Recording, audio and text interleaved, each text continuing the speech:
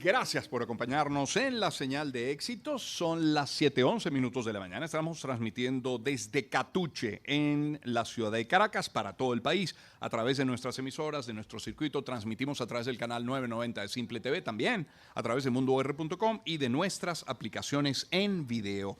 Decía la primera parte del programa, bueno, nuestros titulares habituales, solo que desde acá, transmitidos desde Catuche, pero a partir de este momento, ya hasta las 9, vamos a tener un programa muy especial para analizar la transformación de Catuche desde diferentes ópticas. Mire, y para ponernos en contexto, durante las décadas de 1990, 2000, 2010 incluso, la criminalidad en Venezuela experimentó un crecimiento sin duda alarmante. Según, por ejemplo, el Observatorio Venezolano de Violencia, la tasa de homicidios pasó de 19 por cada 100.000 habitantes en los años 90, en aquella década, a más de 80 en la década de 2010. 19 a 80, convirtiendo al país en uno de los más violentos del mundo, y lo recordamos en tantas listas, ¿no? Ahí aparecían varias ciudades, de hecho, del país: Caracas, Barquisimeto, algunas otras también. Bueno, la Oficina de Naciones Unidas, si quiere otro dato, contra la droga y el delito, también destacó a Venezuela entre los países con tasas de homicidio más altas.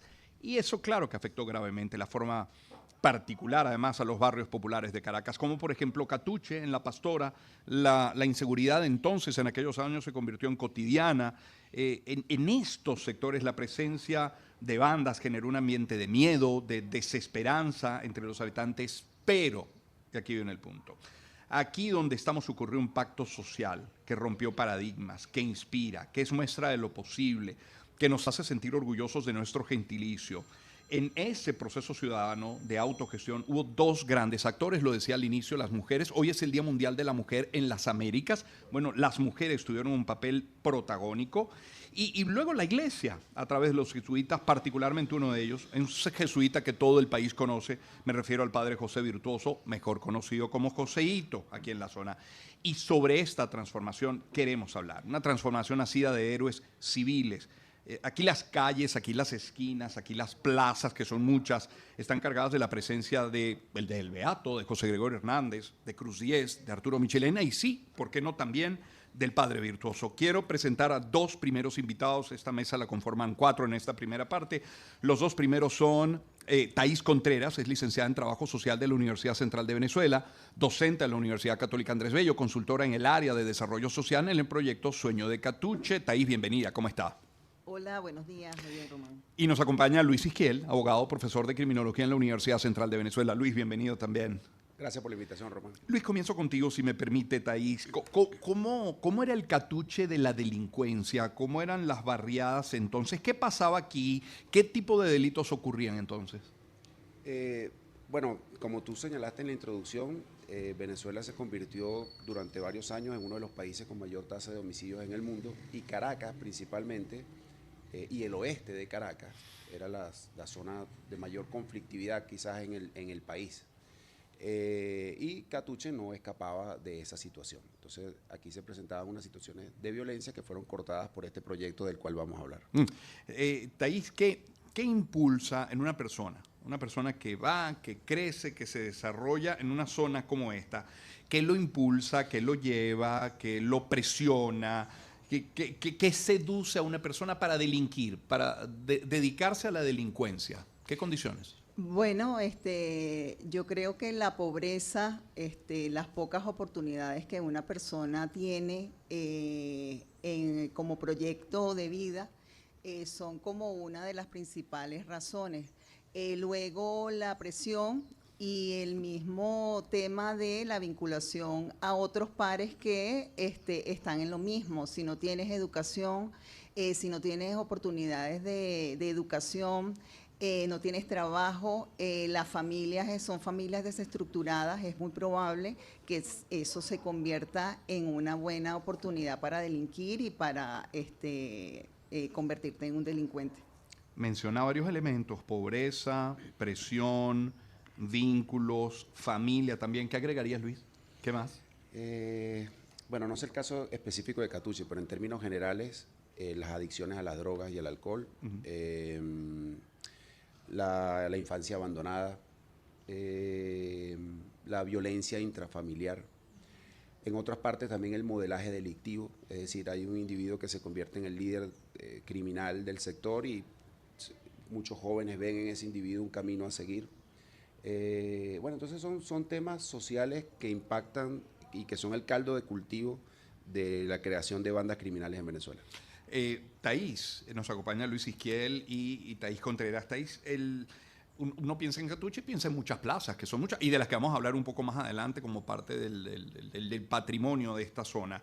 Pero falta de espacios públicos, de esta atención gubernamental, es decir, primero de alcaldías, pero luego de gobernaciones, de gobierno central. ¿Qué tanto tiene que ver eso en el crecimiento de la delincuencia? Sí, por supuesto. Cuando tú estás en una comunidad donde no tienes, digamos, espacios para convivir, para formar parte, digamos, como de la ciudad, inclusive no eres reconocido como ciudadano, eso ocurría en Catuche y ha sido, digamos, como que uno de los, digamos, resultados históricos que ha tenido todo un trabajo de años en esta reconstrucción de esta comunidad, hacerlo parte de la ciudad.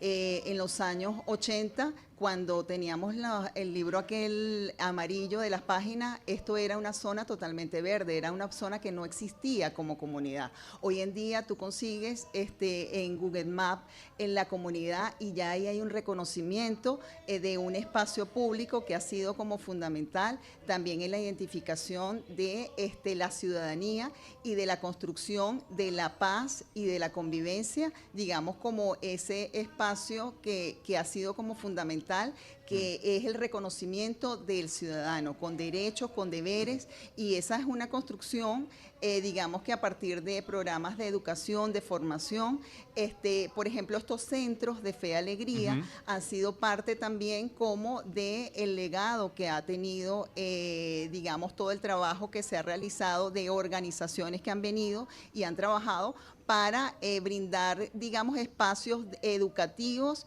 de encuentro, de formación, en el que, bueno, muchísima gente a partir de la organización y de la participación y de promover la organización ciudadana han podido avanzar. Por cierto que la musicalización de esta parte del espacio corresponde a los vecinos de Catuche. Están interpretando aquel viejo motel. ¿Se escuchó? ¿Se escuchó al aire? Yo creo que sí se escuchó al aire, ¿verdad? Claro, lógicamente. Estamos transmitiendo, repito, desde Catuche, desde la sede de Fe y Alegría en Catuche. Luis Isquiel con nosotros. Luis, yo pienso, este es el verdadero concepto de zona de paz. O sea, una zona que logró transformarse sí, a través de la educación, del papel de la mujer, pero con la convicción endógena, que como está de moda la palabra, utilicémosla, ¿no? Esto es una zona de paz. Sí, una zona de paz, pero no construida desde funcionarios del Estado, sino hecho por la comunidad. Entonces yo diría que lo que ocurrió aquí entre los años 2007 y 2008, que fue cuando se cortó el tema de la violencia, es una historia de éxito y de fracaso. De éxito de la comunidad, de éxito de las madres, de estos jóvenes que estaban en esta situación de violencia, que lograron cortarla, y éxito también de las instituciones que sirvieron como coadyuvantes de ese proceso, entre ellos donde estamos acá, que es Fe y Alegría. Y digo una historia de fracaso porque representa el fracaso del Estado. Es decir, cuando las comunidades tienen ellas que tomar por su cuenta el cortar la violencia, el cortar una cantidad de homicidios que están ocurriendo en esta zona, es porque el Estado fracasó en su papel. Entonces, por eso digo, cuando tú preguntabas si el Estado tiene presencia acá o tiene incidencia en el tema de cortar o de prevenir el delito, claro que sí la tiene y es la labor principal. El artículo 55 de la Constitución se señala que la seguridad ciudadana y el respeto a la vida, a la propiedad de los ciudadanos es un deber del Estado. Repito, cuando la ciudadanía tiene que intervenir, que es el caso de Catuche, acá en 2007-2008, es porque el Estado no cumplió con su deber. Thaís, así habrá sido la situación que la comunidad tuvo que vencer el miedo, esa zozobra en la que vivía, para transformarse ella misma, ¿no? Así habrá sido la presión. Sí, por supuesto. Estamos hablando de una historia de más de 30 años, claro, eso es muy importante decirlo. Claro. Son procesos sociales de larga data, sí, que además se van renovando. Aquí nosotros pudiéramos decir que hay la verdadera resiliencia a lo largo de la historia de Catuche. Han habido procesos de diferentes y con diferentes rostros, como bien lo señalaba el profesor. Y ha sido también como una conjunción de muchas buenas voluntades, donde la comunidad también ha abierto sus puertas para alianzas con instituciones, con otras organizaciones públicas y privadas, y ha habido también un desarrollo de capacidades en la comunidad, en los líderes y en las lideresas que están allí, que forman parte, digamos, también como de esa lucha, rostros de gente y de generaciones. Aquí hay trabajo con los niños, con los jóvenes, porque también se piensa como en esa generación de relevo de liderazgo. Yo creo que es una historia, además, nosotros aquí en Catuche tenemos, digamos, como una referencia de una asociación civil que tiene más de 30 años. Claro. En el país, la verdad que decir eso no es cualquier cosa, estamos hablando de una organización de base. Eso, la verdad que yo creo que es digna de ser estudiado, puede tener altos y bajos, pero la verdad que es un modelo organizativo que es referencia para otras organizaciones y comunidades a nivel nacional e internacional. Eso yo creo que es muy importante, porque es gente trabajando, pensando en solucionar sus necesidades, en buscar alianzas, además haciéndolo no de manera sencilla. Yo creo que aquí tú has hablado de la paz, y el tema para nosotros, la paz, la convivencia es algo que se construye todos los días. En una situación a veces de alta tensión, aquí hay de todos los colores, de todos los pensamientos, y la gente en el barrio tiene que construir su día a día a partir, yo creo que... No de las diferencias, claro. No, claro. De la búsqueda del acuerdo. Nosotros hablamos mucho del acuerdo, de los consensos, y quizá lo que se aporta es un poco eso, entender la importancia que tiene justamente el que no hay que perder eso que tanto ha costado conseguir. Entonces yo creo que Catuche, como dice por allá arriba en el galpón de Puerto de Caracas, en pie de lucha permanentemente. Thaís Contreras y Luis Isquiel nos acompañan. Yo quiero incorporar en esta conversación a Mercedes y a Lisbeth. Voy primero con Mercedes, porque Mercedes fue la que nos abrió la puerta esta mañana como a las 5:30 de la mañana. Mercedes, ¿a qué hora se paró usted? A 20 para las 5. A 20 para las 5, pero no es su hora habitual de pararse, ¿o sí? Claro que no. Ah, claro que no. Y eso fue entrando y ofreciendo café. Así es. Mire, ¿cuál es su trabajo acá, Mercedes? Mercedes Oviedo es responsable de la sede Fe y Alegría. Ser responsable de la sede, ¿qué significa? Bueno, velar por este centro, estar pendiente, cuidarlo, mantenerlo. Aquí también hacemos cursos, damos talleres de danza. Bueno, tengo que estar pendiente de mi centro, porque esta es mi casa. Digo que esta es mi primera casa porque me la paso más aquí que en mi casa. Entonces, bueno, estar pendiente de eso es una responsabilidad que hay, pero gracias a Dios hasta el sol de hoy la he cumplido como debe ser, pues. Me dicen a una hora y a esa hora estoy. Entonces yo creo que el papel mío es muy importante aquí. Soy conocida en el barrio por toda la comunidad. ¿Cómo la llaman, Mercedes? Mercedes, Ya. Meche, Mercedita. Ya. Me cantan la canción como Claro, me la canto como se la canté yo esta mañana. Llegando, me eso cantó fue la viendo canción. y cantando. Sí, eso fue grande porque eso te da ánimo. Y entonces, bueno, yo creo que eso es mi papel aquí. Soy también promotora de aquí del sector Portillo. Mercedes, en la zona agua, electricidad, gas, El gas, bueno, tú sabes, viene ahora también un poquito más constante. mucho más constantes, ¿cada cuánto? Cada 15 días. Ok. Pero tenemos que pararnos bien temprano también a sacar las bombonas Ok. para poder recibir el gas.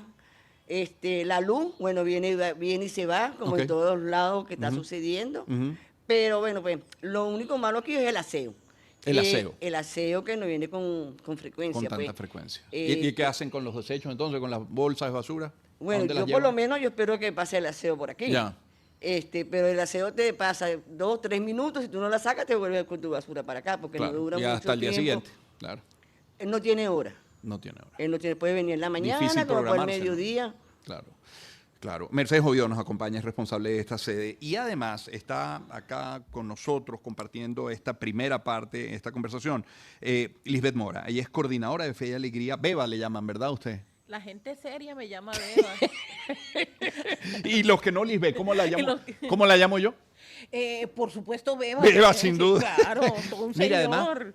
usted fue la mano derecha del padre virtuoso. Mire, Joseito creo que tenía múltiples manos derechas. Por Un tantas pulpo. cosas. El padre virtuoso era un pulpo. Exactamente. Yo creo que por, bueno, todos los que lo conocimos sabíamos pues que estaba como involucrado en ¿Por qué? muchas... ¿Por qué se involucró con Catuche? ¿Por qué se involucró con Catuche? Pues yo creo que una cosa muy, muy interesante. El padre Joseito es de esa generación de sacerdotes venezolanos de la época de los 80, 90, y en esa época se estaba produciendo en Venezuela un movimiento muy interesante que se llamaba la venezolanización de la vida religiosa. A ver, sin ser experta en el tema, ¿qué significaba? Bueno, cómo la vida religiosa se hacía, comprendía la cultura, la gente, al pueblo venezolano, para poder desde dentro transformar esa cultura, ese modo de vivir. Entonces, el padre Joseito fue parte de esa generación. En los años 90, a él lo destina su congregación, los jesuitas, a vivir aquí en La Pastora, en una casa de formación donde estudiaban los jóvenes filosofía.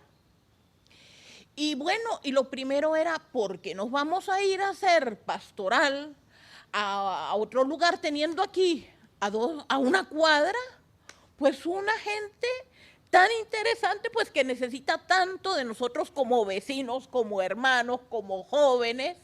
Y bueno... Qué interesante ese papel de la iglesia, porque uno piensa en iglesia y piensa en misa, en rezo, en aquellos sacerdotes, sobre todo jesuitas de sotana negra, y no, es la labor social al final la iglesia. Bueno, eso también, porque a Catuche entraron, pues fue con la pastoral, con esa misión pastoral, la catequesis, el rosario, pero eso era una forma, esa es la imagen que la gente, pues, o el rol que atribuye la gente inicialmente a los... Si hubiera sido un médico, pues la relación hubiera sido de salud, Claro. un maestro de escuela, pero fueron unos sacerdotes y su relación fue pastoral, pero una pastoral que se fue transformando digamos, por las características ya de la vida religiosa en esos tiempos, de acercarse. El padre, si en algún momento se me sale Joseito, discúlpenme, es que siempre me quedo en blanco. Pues nada, Joseito. Sí, el padre Joseito usaba mucho una frase de bajar al encuentro, y es que literalmente ir a Catuche significa, desde la ciudad significa bajar, meterse en una zanja, en una herida que tiene la ciudad en el corazón. Entonces, y es bajarse a relacionarnos, no es yo bajo desde la superioridad, no, precisamente para ponernos al nivel, para descubrirnos, para desnudarnos de alguna manera, dejar mi alma abierta para conocer y dejarme conocer y relacionarnos desde la transparencia y la sinceridad. Si tuviera que reconocer el mayor aporte del padre José Virtuoso, de Joseito a Catuche, ¿cuál sería? Uno. Hacerse hermano nuestro. Mercedes, ¿cómo le gustaba el café a Joseito? No le gustaba ni muy tinto ni muy claro. Ah, bueno. Pero era su café. Al llegar, Mercedes, ¿dónde está el café? Meche, ¿dónde está el café? No le podía faltar el café a Joseito, ¿verdad que sí? Luis Bien Izquiel está caliente, con nosotros. claro. Claro, caliente, Sí, tiene que estar caliente. porque Luis, no se lo tomaba. el papel de la iglesia, de la fe, en un contexto como el del Catuche de antes para convertirlo en el Catuche de hoy. Bueno, qué importante, Román, porque como dije anteriormente, el tema de la seguridad ciudadana es una labor principal del Estado, ¿verdad? Pero eso no quiere decir que hayan otros actores de la sociedad que puedan coadyuvar en prevenir el delito y en tema de disminución de la criminalidad en términos generales. La iglesia ha sido un actor principal desde hace muchísimo tiempo, toda la iglesia católica. ha tenido una labor importante en las cárceles de Venezuela, yendo allá. Recuerdo, por ejemplo, la Católica tenía un programa de los estudiantes de Derecho que iban y revisaban los expedientes de muchos detenidos.